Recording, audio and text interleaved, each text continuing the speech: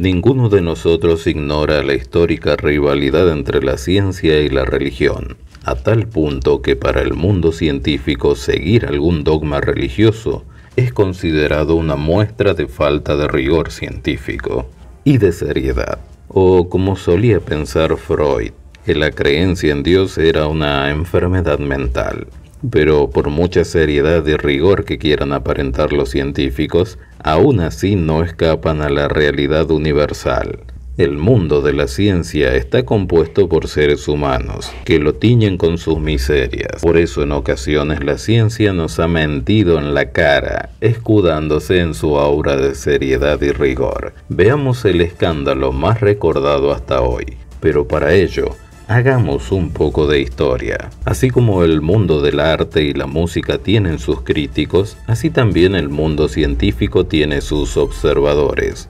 Y estos coinciden en que mientras los años pasan, se ve más deshonestidad en el mundo científico, en especial en las ramas teóricas, donde más que una disciplina de estudio parece haberse convertido en una competencia, donde el que más publica trabajos es el que mejor se posiciona. Por eso no es extraño que se publiquen teorías y postulados con muy poco rigor científico, sencillamente en el afán de ser el primero o el que más trabajo saque a la luz. Esa competencia se ha convertido en un caldo de cultivo para robos descarados de trabajos o tesis que luego se publican como propias. Esta situación antes descripta no es nueva, y eso precisamente nos lleva a la historia de hoy. Pues, mientras se desarrollaba la encarnizada lucha entre creación o evolución, ciencia contra iglesia, el mundo científico está expectante a descubrir finalmente el eslabón perdido que confirmaría la teoría de Darwin, lo que terminaría poniendo el último clavo en el ataúd de Dios. Por ello, imaginen ustedes el hervidero en el mundo científico cuando en Inglaterra, en el año 1908, en el pequeño pueblito de Piltdown, un obrero de la construcción encontró unos restos óseos, entre los cuales se contaban un cráneo parcial, un diente suelto y una mandíbula con dientes, supuestamente todos ellos descubiertos en una cantera. Posteriormente al hallazgo, el obrero hace entrega de las piezas a la estrella de esta historia, el arqueólogo aficionado Charles Dawson, quien los presentó junto con el eminente paleontólogo Smith Goodward del Museo Británico.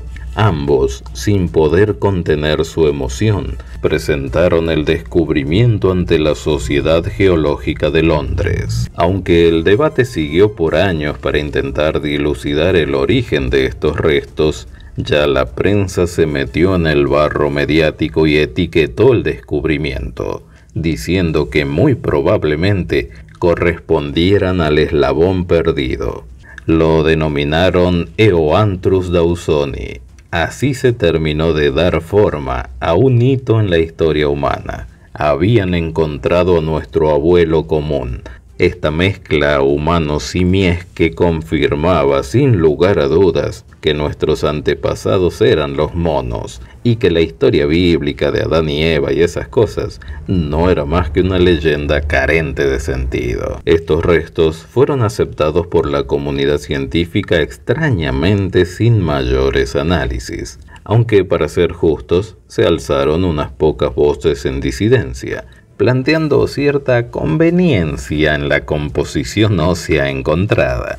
Sin embargo, la gran mayoría aceptó sin peros que el hallazgo correspondía al ancestro común de la humanidad. Y quizás esto fue por dos razones. Una debido principalmente a que era perfecto e idéntico a la idea de aquella época sobre cómo debería ser el eslabón perdido.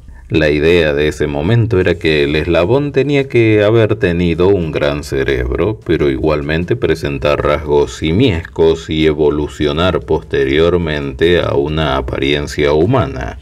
Idea que hoy en día se contradice con lo que supuestamente demuestran los estudios de los fósiles verdaderos. Sin embargo, la otra razón por la cual la mayoría de los científicos decidió aceptar el descubrimiento sin tomarse un minuto para cuestionarlo, es por la misma razón por la que critican a los creyentes. Dicen que su fe se basa en la mayoría de los casos en un impulso sentimental.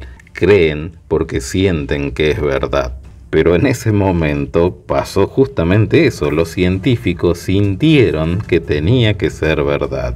Y al mejor estilo de cualquier fanático religioso dieron un salto de fe en favor del hallazgo de su colega. ¿Será porque en ocasiones hasta la ciencia requiere más fe que la propia religión?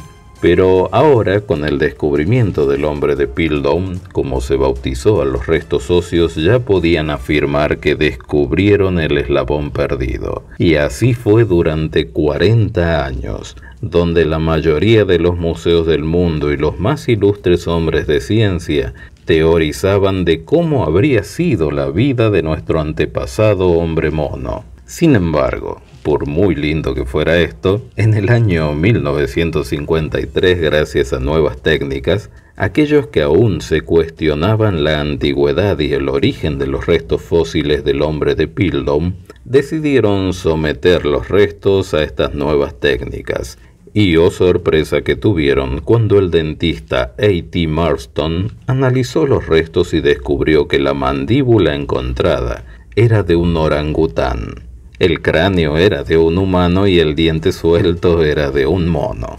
Todas estas piezas habían sido plantadas en el mismo lugar para que pareciera que pertenecían al mismo individuo. Además, quien perpetró este fraude tomó los huesos y le dio un tratamiento químico para uniformar el color entre las piezas y dar la impresión de que tenían miles de años de antigüedad. Así que, aunque se tardó mucho tiempo en descubrir quién había fraguado este engaño monumental, el mundo de la paleontología y muchos señores ilustres que apoyaron este fraude tardaron un tiempo en recuperarse de la deshonra caída sobre ellos. Pero tanto el público como el mundo científico aprendieron que entre los académicos la falta de escrúpulos o la búsqueda de fama y dinero también son moneda corriente. Así llegamos al final de un video más. Espero les haya gustado. Si es así, dale like, suscríbete, comenta y comparte para más contenidos del canal. Por si te interesa conocernos más, te dejo nuestras redes sociales en la descripción del video. Sin más me despido hasta el próximo video y muchas gracias.